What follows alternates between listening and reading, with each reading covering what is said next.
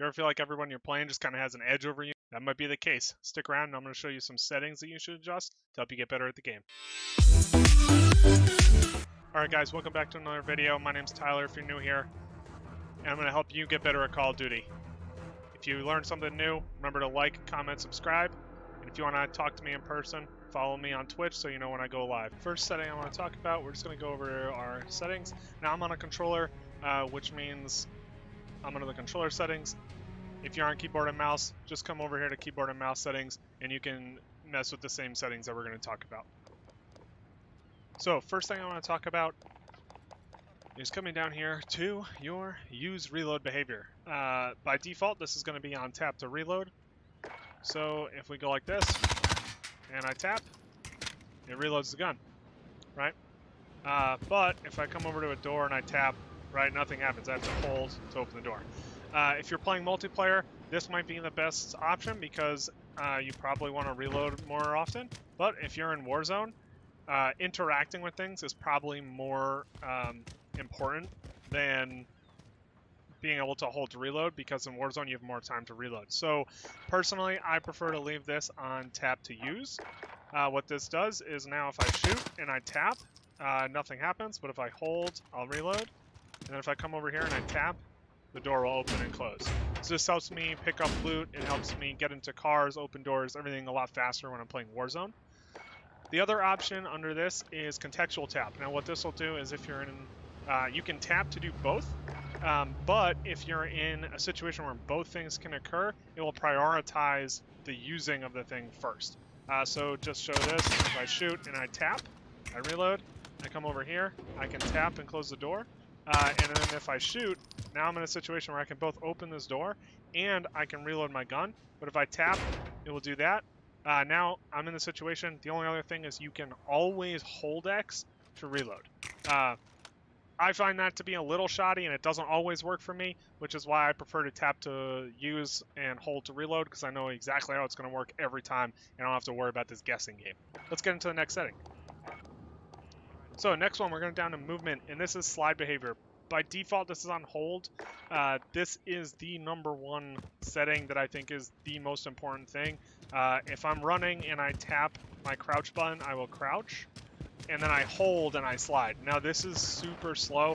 Most people don't think it is, but you can. It's just a lot more time than it takes, especially if you're not using something like a Elite controller or a Scuff controller where you can use the paddles. This is going to make it so you have to take your thumb off and hold in order to come back. So this is me trying to slide with the hold around a corner, where if I can go into here and I change this to tap, I can now go and see how much faster I can whip around the corner here because it's tapping. I can easily get that extra time back.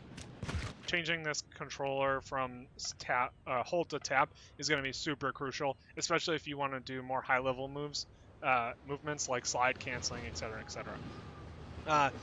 The next couple things I want to talk about are just around the aesthetics of the game. If we go over to general, and we turn film grain. So if I turn film grain up, I forget what this is by default, but if I turn this up, you'll see like the game looks a little crisper. The lines are a little clearer and whatnot.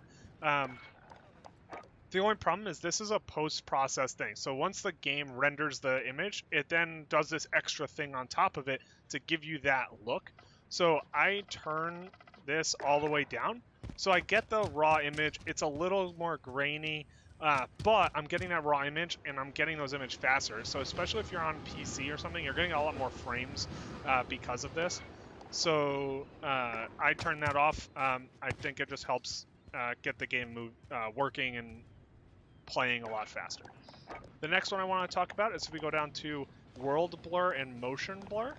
So if we enable these, you'll see when I move, see how things are blurry? Or when I run, things get a little blurry as I'm running. That is basically what that does. So if I have someone in the game with me, it's going to make it a lot harder for me to see them, especially if they're sort of off in the distance. So in Warzone, this is going to really hinder you, where if I turn these off, you'll notice that the game is much crisper. So when I'm turning and looking, it's not blurring things. So I get a lot clearer of a picture. I can be able to see people a lot more, and I'm just going to be able to notify things that are not supposed to be there in Warzone, like way off in the distance, a lot easier than if it's all blurred out and fuzzy. Last thing I want to talk about here, guys, is sensitivity, dead zone, and sort of what this stuff is around. Personally, I think this is something that's very specific to the player. I think different sensitivities work differently for different people. There are some really, really high controller players that play with really high sensitivities, and a lot of professionals that are playing on controller are playing on a sensitivity somewhere between 5 and 9-ish is like the highest. So sensitivities are really what's good for you and how you like to play. If you're someone that really likes to snap and like have like really crazy movements doing 360s and stuff, then put your sensitivity higher. If you're someone that you have trouble with aiming or you want to be more accurate on your aiming, put your sensitivity lower and work with your movement in order to get better at aiming and being able to snap to people.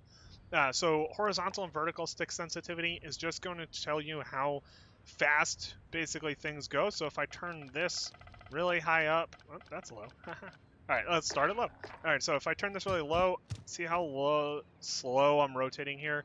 And then if I turn this up really high, you'll see that I'm gonna rotate a lot faster, right? So that's basically what that does.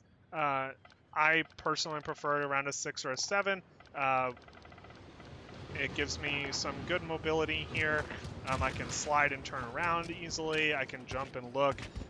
So that's where I personally keep it. The next thing I want to talk about is dead zone. Dead zone is basically there's a way to figure out what the right dead zone is. You can either, one, keep it at the default, which is fine. The other option is put it all the way down to 0. And if you go, and you'll notice that things will start moving. So see how I have this slow just tilt.